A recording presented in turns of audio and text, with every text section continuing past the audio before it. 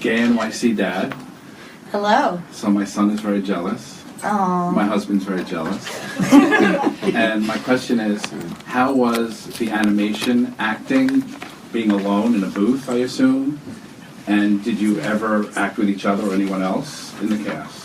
We didn't get to act together, so that was really interesting, being in a booth. I wasn't by myself, actually. I had the director and I had a couple other people in there with me, but yeah, it was interesting. It was something that I haven't really done before. I'm not familiar with voiceover work, so to be able to do that was new and exciting for me.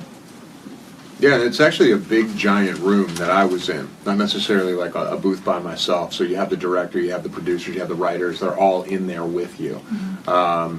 So it wasn't really an isolatory feeling. But I didn't get to meet all the... Well, we met before, but yes. I mean, it's interesting then seeing Demi and Mandy today. Like, I never saw Mandy the whole time, but we have all these scenes together, you know. So it's fun to then see the finished product and kind of, this is like our victory lap in a way, because we all recorded by ourselves. Well, my name is Shirley from New Mommy Bliss. I wanted to know, so after playing so many like amazing adult roles, how did it feel for you to play Hefty in a child's film? Well, it's great. I serve on the board at Pittsburgh Children's Hospital, and for years I've gone back to the hospital and done fundraisers, and you know, and then they ask me, "Oh, come around to the rooms and see the kids," which is great. Mm-hmm. But the kids have no idea who I am. So, which is not necessarily why I do it, but it would be really great if this really meant something to them. So they turn to their moms and be like, "Wait, he's a werewolf? He's not in Twilight." And they say, "Well, he's on the werewolf show Mommy likes." So this time around, it was really fun. I just came back from Pittsburgh, and Sony sent Hefty, Smurf, and the movie with me to Pittsburgh Children's Hospital for the kids who couldn't get out and go to the theater. So nice. So I got to see the kids hug Hefty and watch the movie, and so then now I have total street cred with little kids, which is great, because I also have a niece and a nephew, and I wanted them to be able to see Uncle Joe in something. Okay, and I also have a question for you, Demi. So you're like a very strong woman. I've read so much about you. So how did it feel for you playing a very strong female character lead in being Smurfette? Well, being Smurfette is such an iconic role to play in the cartoon world, so it was not only exciting for me, but it's also an honor, and I love the fact that she is so strong and independent, and she sets out to go on this journey by herself, and you know, she ends up being followed by a few of her fellow Smurfs, but she's adventurous and she's courageous, and so that was very fun to play. Okay. So I have a question that has to do with that, Demi. I'm Claudia from Trendy Latina blog. Hello. And I'm actually going to bring our interview to the Brazilian audience as well. Oh. So my question is, I know you are seen as a confident woman, and I think you have shared a little bit of your personality into Smurfette. Could you share a little bit about it? Yeah, I would like to think that I'm confident most of the time, and bringing that to the character was something that was, I guess, easy for me, because I just played a lot of, the character was is similar to myself. You know, she's adventurous and she's a little mischievous, so that was fun to play. Hi, I'm Nancy Horner with the Mom and Maven. I am the Mom and Maven. I want to know, Joe, I really like Hefty's character because he wasn't exactly what he seems. Mm-hmm. He seems like he's a big, strong guy, but he has some really great traits, and I wanted to hear what your favorite traits about Hefty were. Well, probably, well, thank you for noticing. Probably his chivalry. I think that's something that's oftentimes lost or just isn't in at the forefront of conversations about, you know, raising little boys these days. And a lot of the movies that I see try to, I guess, create a sense of gender equality by having men and women just fight each other tooth and nail, like physically. And I kind of shut down when I watch projects like that, personally. So to play a character who embodies all of the chivalrous traits that I was taught as a boy, and I was a big boy when I was growing up, and I was taught to protect kids that couldn't fight. And I had friends that I stuck up for. And there are, you know, when someone breaks into the house, which happened to me once, you know, I was the one at the top of the stairs with the baseball bat ready to go. So, you know, that goes from opening car doors and holding out your arm when it's raining outside and there's wet cobblestones and she's in high heels. And these are things that just don't change, and I don't think should change. And so that's how I was raised. And there's a bit of that in Hefty, very much. There is. Yeah, and I think that's a good thing to teach young boys. I agree. I agree. I am Nat from Twiniversity. Hello, thanks Hi. for having us today. The question that I have is, every time we all are very fortunate that we meet a lot of actors, and one of the things that I find most fascinating is that when you're given a script and you have a chance to modify it or make yourself be a part of this character, instead of finding a character and being like, yes, that's me, of course I'm going to play it, and have like these typecasts.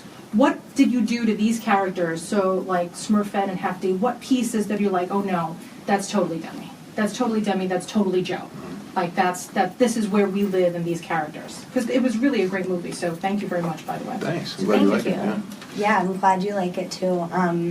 You know, I think the part where she decides that she's going to find out no matter what and nothing is going to stop her, I think that is kind of the part of the film that I really identify with. I've always kind of set out on my own journey and never let anything stop me in finding out who I am and what I love to do. And you know, I never gave up on my dreams, and now I'm here today. So, you know, that's the part of the film that I most related to. Well, and I think for me it was like the woman in the back said, that these are Smurfs who are, each one of them is a little archetype, but no one is one thing. And so inside of this kind of, you know, bro Smurf, jolly kind of push one finger push up doing little guy, is also this really romantic guy, and it kind of drifts off into poetry when Smurfette is sailing overhead, and I think that there's something very true, I think, about that, in terms of that original, the Hefty archetype. But I think there's something also that was very much me, and I think that you know, there was maybe like a line or so written that kind of went in that direction, but I think when I saw that, I was like, I know exactly how to perform this, and then there wound up being more of those lines, you know. So it's, you wind up seeing the character be built every time you go in to record at your next session. They've taken things that you've done, like I think I called Brainy Little Smurf Bro, and then that wound up being in script a bunch more times the next time I came in. So it was fun to see the collaborative side of it, that things would slip out of your mouth, and then they would then incorporate that, and that would then become, you would put you into that character.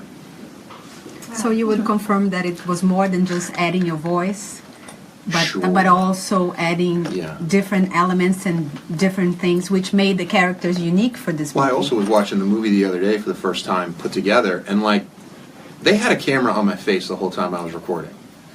And there's facial expressions that I do that Hefty does, and I know that they threw those in. Like, I know it.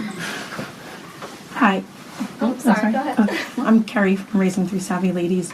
Now that, like you said earlier, that I know you from True Blood very well, and but now my No. There's no shame here. my Sorry. daughters now my daughters have the opportunity to meet you in this movie. Yeah. So what's your favorite part that you're glad that your children will also be able to see you play the role in during this film?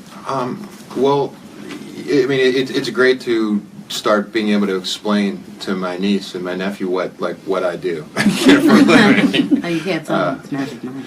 Yeah, Magic that's mind. I don't ever want them to see that stuff, but they will. I know they will. So, and then I think it's also really fun too that I grew up on the Smurfs. So the idea that I'm now Hefty Smurf, that the little dolls that are going to come out that I'm going to buy them and give them for their birthday, that's me. That's Uncle Joe. So there's something really cute, you know, and fun about that for me. Have you seen your dolls? I've seen Smurfette merchandise. Did you have a question? Oh yeah, sort of touching Sorry. on what Carrie asked. No, it's okay. I'm Monica from Macaroni Kid. I love the idea that we're now bringing Smurfs to a new generation, and one of my favorite aspects of the film was that there's a whole village of female Smurfs, girl Smurfs, and I found that Oh, yeah, that's right. Not yet. Oh, yeah. well, Okay. spoiler We're in this alert, realm Monica. now, right? Yeah. Do I have to spoil it for anyone? I'm sorry. There's a Lost Village. Yes, there's a lost, Lost village Village. Yes. of Smurfs And who we're you might live. not expect. Right. Yes. And I was just wondering, I found that to be very timely and sort of an interesting message for the upcoming generation and for our generation. And I just wanted to know what your take on it was. I'm having that lost village of Smurfs who shall not be named. I agree. I think it's very convenient timing right now. You know, we're entering a new era where there's more gender equality, which is really exciting. And a lot of people have always thought that I'm a feminist, and I like to think of myself as an equalist. And it's great that you get to see women being a part of the Smurfs, story. Thank you. Yeah. I have another Smurf related question. If you weren't the Smurfs that you were playing, is there another Smurf in the batch that you would have liked to play? Like, would you have been the table eating Smurf? I think maybe my favorite. I didn't know, but that's what I could relate to is the table eating Smurf. So were there other Smurfs that you're like, oh yeah, I could have also played X Smurf, like Baker Smurf, or what would be your real life Smurf? How's that? My real life Smurf, I was saying singing Smurf, but I have a giant sweet tooth, so I'm going to go with Sugar Smurf because it sounds cuter. Well, when I was a little kid, and actually, on like page 1 of the book I wrote a few years ago, I put this picture of myself in junior high, or it was the elementary school, like a 6th grade photo of me. And I was Brainy Smurf when I was a little kid. I was like a book reading. You had to yell at me to go outside. I had these giant, thick Coke bottle glasses, and I was really, really, really good at school. And that was who I was. So, in another lifetime, I'd like to play Brainy. They It's never still the cast same me as lifetime. Brainy. Darn it! Yeah, But it's still the same lifetime. It's but still the same lifetime. I've got it's the just a range. different version. Darn it! I could play. Yes. Not to say that Jack, there was a fantastic job done with Brainy, but that would have been a fun one. Sure. I get your thoughts. I feel bad. Do you think you'll sing in the next one? I don't know if I'll sing in the next one. I definitely wanted to keep it separate, so because I haven't done much acting in a while, or voice acting really ever. So I wanted to keep it separate. So how did you feel going into that booth and realizing, you can't really sing, you have to kind of only voice over? It was definitely, it was interesting, it was fun, and it was new for me, so it was a cool experience. Are we allowed to ask what's coming up for you guys next? Like what projects you're working on now that we could expect from you guys? Sure. Yeah. Yeah. I have some really cool things in the works that I haven't announced yet, but for right now, what I can announce is that I'm in the studio right now working on my 6th album. Yay! That's awesome. Anything said here is we keep secret. Oh, right. The Right. funniest part is that we actually are really capable of that. That's the good news. Yeah. So as soon as Molly posts Integrity. us with Integrity. something, Yeah. we're The pretty problem good. is that we're live right now. So. Are we? Are we? You shouldn't have said that, because then that would have been we totally would have walked in. I would have told you everything. All I'm in. not going to tell you. No. I blame Claudia for Yeah. everything. So what do you got? We believe in transparency. So Next month, I start shooting Rampage with Dwayne Johnson, based on a video game I played as a kid. Rampage, about the monsters destroying the city. Full circle. So I'm gonna do that. Yeah, it's all about kid stuff. These Pee Wee Herman. Yeah, it's all kids right now.